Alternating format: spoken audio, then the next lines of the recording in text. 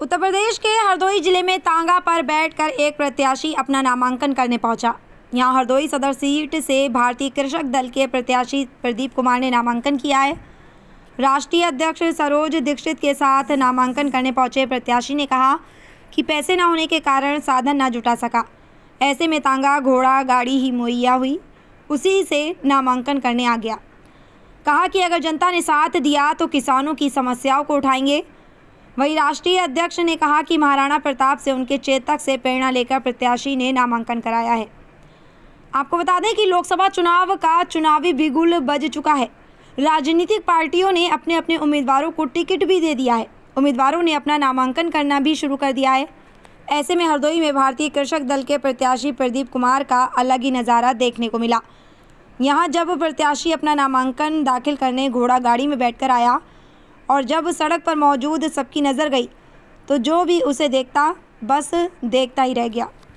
दरअसल सभी प्रत्याशियों से सबसे अलग अंदाज में ये भारतीय कृषक दल का प्रत्याशी घोड़ा गाड़ी पर सवार होकर नामांकन दाखिल करने पहुंचा।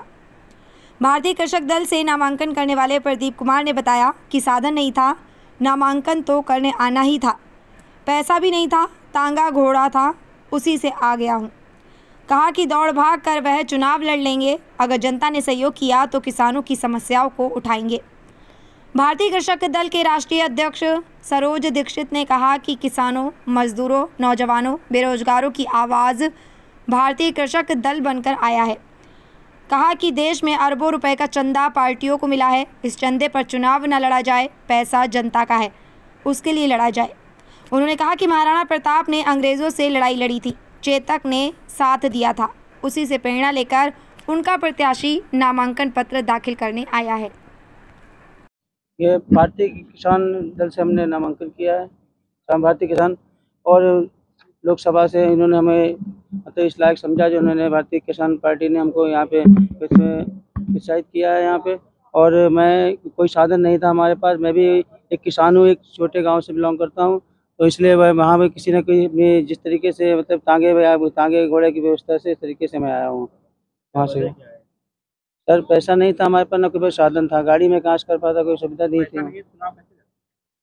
सर चुनाव तो हमने दौड़ के भी कहीं भी वोट में यहाँ भी पर्चा भरने के बाद में जो भी अपने दौड़ भाग करके ही लड़ लेंगे, देख लेंगे।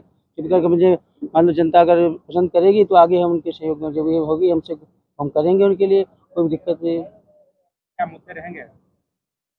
मुद्दे ये रहेंगे किसानों को जितनी दिक्कतें होती हैं हर तरीका पर ऐसे कुछ किसान है उसे उठाने का काम करेंगे। और जितने भी किसान भाई हमारे हैं और जिनमें मतलब बिजली पानी की दिक्कत समस्याएं रहती हैं उनकी किसानों के लिए, उनका सबका समाधान किया जाएगा।